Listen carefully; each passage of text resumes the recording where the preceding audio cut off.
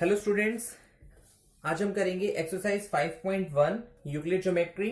तो इस एक्सरसाइज से पहले आप इससे प्रीवियस वाली वीडियो जरूर देख लें जिसमें एक इंट्रोडक्शन कराया गया है और उसके अंदर हमने बताया कुछ एक्सियम्स के बारे में और कुछ पोस्टुलेट्स के बारे में। ठीक है, उसी के ऊपर डिपेंड करती है आपकी अगली एक्सरसाइज। ठीक है, जो है फिलहाल 5.1। तो हम इसको करते हैं, स्टार्ट करते हैं। सबसे पहले हम एग्जाम्पल कर लेते हैं। एग्जाम्पल है if A B and C are 3 points on a line। एक लाइन के ऊपर 3 पॉइंट्स हैं and B lies between A and C, then prove that AB plus BC is equal to AC। ठीक है, और आपको एक फिगर भी दी हुई है, एक स्ट्रेट लाइन है। A B and C are 3 points on a straight line. एक स्ट्रेट लाइन पे एक ए है, एक बी है और एक सी है। ठीक है, B lies between A and C. A और सी के बीच में आ गया आपका बी। तो हमें प्रूव करना है ए बी और बी सी, मतलब this plus this is equal to this. ठीक है, तो स्टार्ट करते हैं। सिंपल है, हम इसको समझेंगे। हमने जो अपने एक्सियम्स पढ़े थे, तो एक्सियम्स के बारे में फोर्थ एक्सियम हमने देखा था। फोर्थ एक्सियम क्या कहता है? फोर्थ एक्सियम हमारा कहता है things which coincide with one another are equal to one another, are equal to one another. मतलब things which are coincide with one another, जो एक ही स्ट्रेट लाइन पर ये आ रही है चीजें। मतलब अभी हमसे ए और सी के बारे में पूछा है, वो दोनों एक ही स्ट्रेट लाइन पर आ रहे हैं। किस पर आ रहे हैं? जिस पर बी भी आ रहा है। तो सिंपल से है, तो इसीलिए हम कह सकते हैं, केवल फोर्थ एक्सियम लिखने के बाद हम कह सकते हैं yes A B plus B C is equal to A C. ठीक है, तो इसमें ज्यादा कुछ करने की जरूरत नहीं है। ये कह सकते हैं it has been assume that there is a unique line passing through 2 points. ये 2 पॉइंट्स जो थे, ये 2 पॉइंट, इसकी हम एक यूनिक लाइन खींच सकते हैं। इसी वजह से this plus this is equal to AC होगा। ठीक है, तो फिलहाल पोस्टुलस, अगर आपको एग्जाम्स के बारे में थोड़ी नॉलेज है जो मैंने पिछली वीडियो में कराई है, तो आप इस क्वेश्चन को इजीली कर सकते हैं। तो आपको ये एक्सियम्स याद होने चाहिए और पोस्टुलेट्स भी। तो जो नेक्स्ट एग्जांपल है वो आपका पोस्टुलेट्स पर ही डिपेंड करता है। Prove that N equilateral triangle can be constructed on any given line segment। Prove that an equilateral triangle can be constructed। एक इक्विलेटरल ट्रायंगल बन सकता है। एक गिवन लाइन दी हुई है हमें, इस लाइन की हेल्प से क्या एक इक्विलेटरल ट्रायंगल बन सकता है? बिल्कुल बन सकता है। कैसे करेंगे इसको हम? देखो, हमने इसमें थर्ड पोस्टुलेट पढ़ा था। अगर आपको याद हो तो थर्ड पोस्टुलेट क्या था?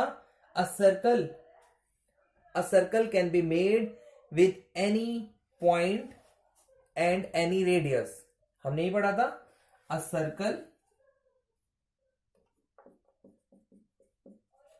Can be made with any point and any radius. तो देखो, यहां से लेके यहां तक हम इसको एक रेडियस मान लेते हैं। ठीक है, हम अपना कंपास लेकर एक आर्क यहां लगाते हैं। अगर हम ऐसे करें और एक यहां से एक ऐसे आर्क लगाते हैं। ठीक है, मतलब बेसिकली आप कह सकते हो यहां से मैंने एक सर्कल ड्रॉ करा और ऐसे ही यहां पर हमने अपना कंपास रखकर एक ऐसे सर्कल ड्रॉ करा। ठीक है, तो ये जो पॉइंट होगा, ये यहां से है तो ये इसका रेडियस होगा ये भी, और इसकी हेल्प से ये सर्कल बनाया तो ये भी इसका रेडियस होगा। समझ गए? मतलब ए बी, जो इतना बड़ा ए बी है उतना ही बड़ा ए सी है और उतना ही बड़ा बी सी है, क्योंकि क्या है, ये तीनों के तीनों इसकी रेडियस है। तो ये तीनों अगर रेडियस है तो ये इक्वल हो गई लाइंस, और इक्वल हो गई लाइंस तो इट मींस हमने एक लाइन की हेल्प से अपना एक इक्विलेटरल ट्रायंगल डिजाइन कर लिया। ठीक है, तो हम इसके सॉल्यूशन में ज्यादा से ज्यादा ये लिख सकते हैं, हमें एक अपना पोस्टुलेट तो लिखना ही पड़ेगा। उसके बाद हम कह सकते हैं ए बी और ए सी इक्वल है और ए बी और बी सी भी इक्वल है, तो इसीलिए ए बी, बी सी और सी ए ये तीनों भी इक्वल है, और अगर ये तीनों इक्वल है तो हम कह सकते हैं triangle A B C is an equilateral triangle. Equilateral triangle. ठीक है, तो ये दो एग्जांपल थे। अब हम अपनी स्टार्ट करते हैं एक्सरसाइज 5.1। क्वेश्चन नंबर 1 में आपसे पूछा है ट्रू और फॉल्स बताना है। जैसे फर्स्ट है only one line pass through a single point.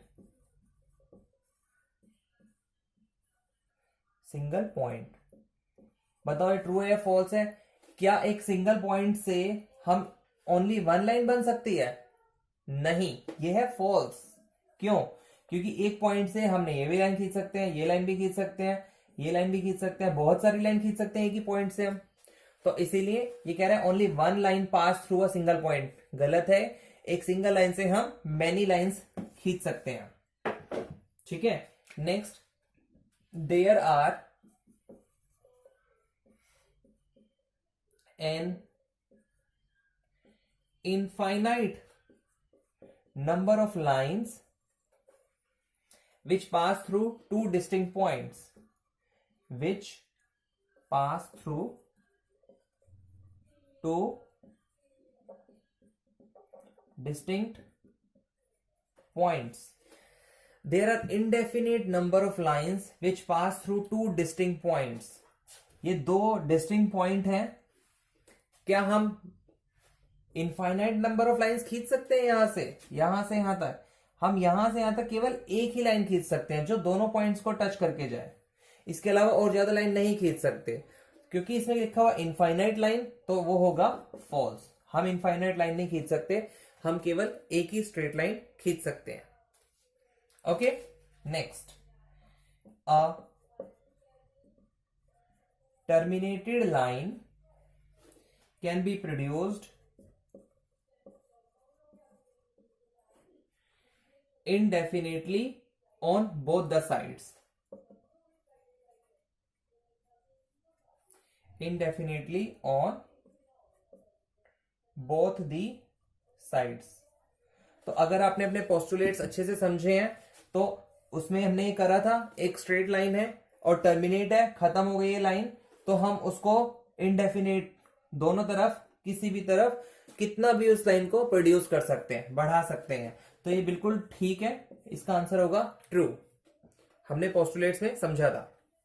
Next, fourth, if two circles are equal then their radii are equal. If two circles are equal then their radii are equal. तो देखो दो circle equal है, तो obviously अगर circle equal है तो उनकी जो ये रेडियस है ये भी इक्वल होगी। तो बिल्कुल ठीक है, इसका आंसर बनेगा आपका ट्रू। ओके, नेक्स्ट है फिफ्थ। उसमें हमें बताया A B is equal to P Q. ये हमें गिवन है। ए बी जो है, एक लाइन है ए बी और एक लाइन है पी क्यू, ये दोनों इक्वल हैं। और हमें साथ में बताया पी क्यू और एक्स वाई भी इक्वल है। ये हमने एक लाइन खींच दी एक्स वाई, ये और ये लाइन भी इक्वल है। Then A B is equal to X Y. Obviously जब ये इसके इक्वल है और ये इसके इक्वल है तो ये और ये भी इक्वल होंगे। ठीक है, तो ये हमने समझा था अपने एक्सियम्स में। क्लियर? तो ये था आपका first question. Next second question करते हैं। सेकंड सिंपल है, give a definition of each of the following terms, are there other terms that need to be defined first. देखो सबसे पहले बताना है पैरेलल लाइंस के बारे में। पैरेलल लाइंस होती हैं दो लाइन जो कभी भी आपस में नहीं मिलती हैं। मतलब अगर मैं दो लाइन खींचूं और यहां से लेके यहां तक इसका डिस्टेंस नापूं, सपोज इसका डिस्टेंस 1 सेंटीमीटर है और दूसरी तरफ से भी इसका डिस्टेंस नापो, वो भी 1 सेंटीमीटर है, तो अगर हम इसको कितना भी लंबा खींच दें तो ये कभी लाइनें आपस में नहीं मिलेंगी, तो उसी को हम बोलते हैं पैरेलल लाइंस। ओके, नेक्स्ट है परपेंडिकुलर। परपेंडिकुलर लाइंस, एक स्ट्रेट लाइन के ऊपर अगर हम बिल्कुल एक सीधी स्ट्रेट लाइन खींचते हैं जो दोनों तरफ 90 डिग्री का एंगल बनाए, तो उसको बोलते हैं हम परपेंडिकुलर लाइंस। ओके, नेक्स्ट है लाइन सेगमेंट। तो लाइन सेगमेंट तो सिंपल है, लाइन सेगमेंट आपकी एक कोई भी straight line is called line segment. Okay, radius of a circle, radius of a circle, तो ये जो सर्कल मतलब अगर इस पॉइंट सेंटर पॉइंट से हम इसको टच करते हुए एक लाइन खींचे तो ये रेडियस होती है। तो इस रेडियस से जो हमने सर्कल ड्रॉ किया है, तो इस सेंटर पॉइंट से कोई भी लाइन इसको टच करने वाली वो भी इसकी रेडियस ही होगी। ये सब रेडियस है और ये सब क्या है, ये इक्वल है, ये सारी रेडियस जो है वो इक्वल होंगी। क्लियर है? नेक्स्ट है स्क्वायर। तो स्क्वायर भी इजी है, स्क्वायर जिसमें चारों लाइनें बराबर हो वो स्क्वायर कहलाता है। ठीक है, ये 4 की 4 डायमेंशंस इक्वल हैं और यहां पर ये 90 डिग्री का भी एंगल होना चाहिए। ठीक है, अगर आप ऐसे बनाते हो तो ये आपका स्क्वायर नहीं है। ठीक है, तो फिलहाल इसमें ये हो गया आपका स्क्वायर। नेक्स्ट क्वेश्चन करते हैं, question number 3।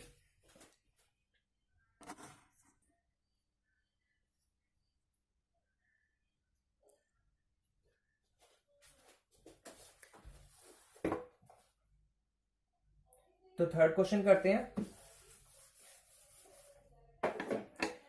Consider two postulates given below. दो हमें पोस्टुलेट दिए हुए हैं, given any two distinct points A and B, there exist a third point C which is in between A and B, and second दिया हुआ है there exist at least 3 points that are not on the same line. Okay, तो हमसे question पूछा है, do these postulates contain any undefined terms? Yes, definitely इसके अंदर एक अनडिफाइंड टर्म्स प्रोड्यूस है। Are these postulates consistent? Yes, these postulates are consistent. Do they follow from Euclid postulates? No, ये Euclid postulates नहीं है। तो हम इसका एक कंबाइन आंसर दे सकते हैं, there are several undefined terms which the student can list it or should list. They are consistent.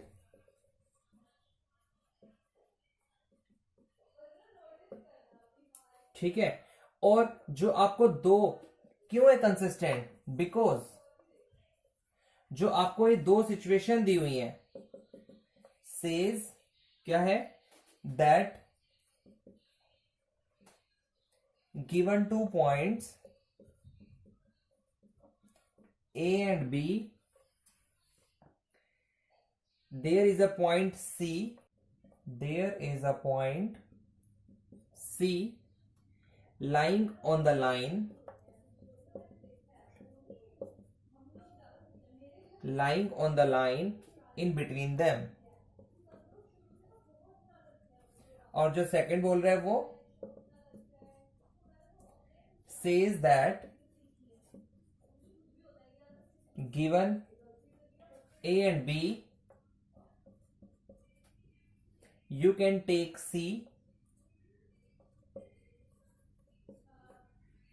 not lying on the line through A and B, not lying through A and B। these postulates do not follow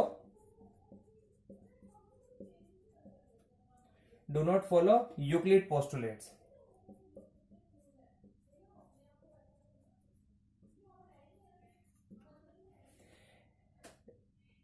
However, they follow from axioms. However, they follow axioms. मतलब ये आपके postulates नहीं है, ये आपके axioms है. ठीक है. Next question number 4.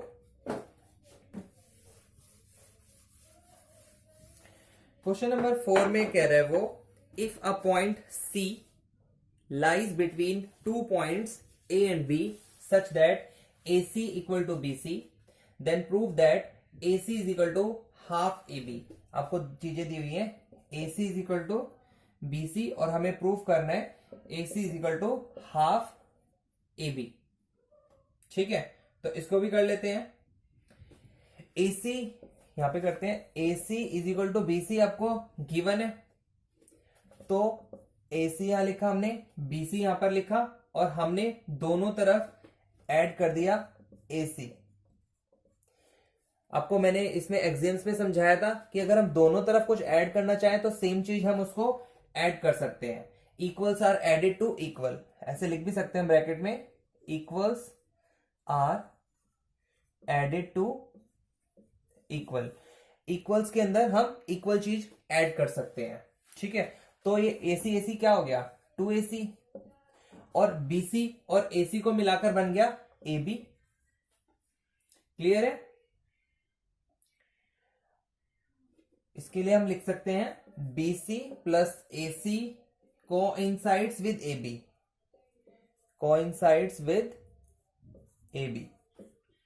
ठीक है, और अब हम 2 को नीचे लेके जाएंगे तो क्या होगा, ये 2 इसके नीचे आ जाएगा, AB अपॉन 2, या हम ऐसे भी लिख सकते हैं half of AB.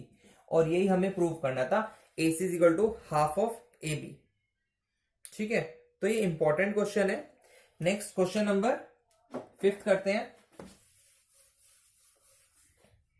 Question number 5 में कह रहा है वो, in question 4 point C is called a mid point of a line segment AB. Prove that every line segment has one and only one mid point. तो इसका answer आप ऐसे समझ सकते हैं, क्योंकि अभी हम लास्ट क्वेश्चन में प्रूव कर चुके हैं कि मिड पॉइंट C था. अगर आप इसमें यहाँ पे एक एग्जाम्पशन कर सकते हैं कि एक AB लाइन एज्यूम करें, एक AB लाइन खींचें और उसमें C और D 2 पॉइंट मार्क कर दें, और उसके बाद इसको शो करें कि C and D are also not 2 different points. क्योंकि अगर कोई पॉइंट होगा, मिडल पॉइंट मतलब एक पॉइंट, तो हम कोई भी एक लाइन खींचेंगे तो उसका जो सेंटर पॉइंट होगा वो एक ही हो सकता है, 2 पॉइंट नहीं हो सकते. ठीक है, तो इसीलिए आप ये आंसर मार्क कर सकते हैं, make a temporary assumption that different points C and D are 2 midpoints of AB. Now you show that points C and D are not 2 different points. It is only a one single point, that is C. Okay.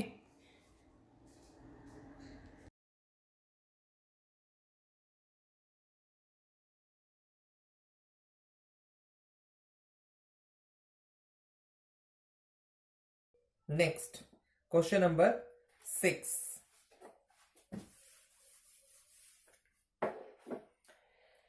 एक हमें line बना रखी है और उसमें हमें बोल रहा है वो A, एक पॉइंट है B, एक पॉइंट है C और एक पॉइंट है D.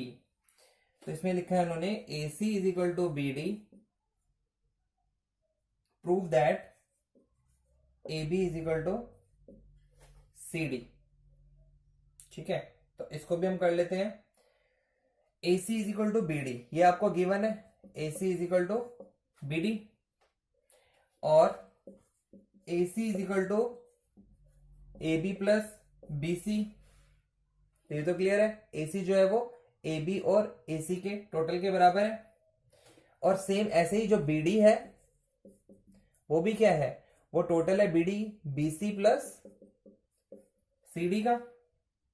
ओके, तो अब ये एक नंबर दीजिए, इसको आप 2 नंबर दीजिए, और अब इन दोनों को मिला के सोल्व करेंगे तो जो आपका बनेगा A B plus B C, ये वाली साइड कर रहे हैं, A B plus B C is equal to B C plus C D. क्यों? क्योंकि ये ए सी और ये बी डी हमें बराबर दिया हुआ है, तो अगर ये इसके बराबर है, ये इसके बराबर है, तो ये और ये दोनों भी बराबर हो जाएंगे। ठीक है, और अब क्योंकि एक बीसी यहां पर आ रहा है, एक बीसी आ रहा है, तो ये कैंसिल हो सकते हैं, या हम कहें कि ये इधर आएगा तो माइनस हो जाएगा और ये कैंसिल हो जाएगा, तो ये भी प्रूफ हो गया A B is equal to C D होगा। तो यही हमें प्रूव करना था, सिंपल है, इंपॉर्टेंट क्वेश्चन है, आपके एग्जाम में आ सकता है। Next 7th question, why is axiom 5 in the list of Euclid axioms considered a universal truth? तो यूक्लिड ने जब अपनी ये डेफिनेशन स्टार्ट की थी तो उसने काफ़ी सारी प्रॉपर्टीज़ को एज्यूम कर लिया था, लेकिन वो प्रूव नहीं हुई थी उस टाइम तक, तो इसीलिए उन्होंने उन अजम्पशंस को एजम्पशन मान लिया जो ऑब्वियसली यूनिवर्सल ट्रूथ थी। इसलिए इसका आंसर होगा since this is true for anything in any part of the world, this is a universal truth.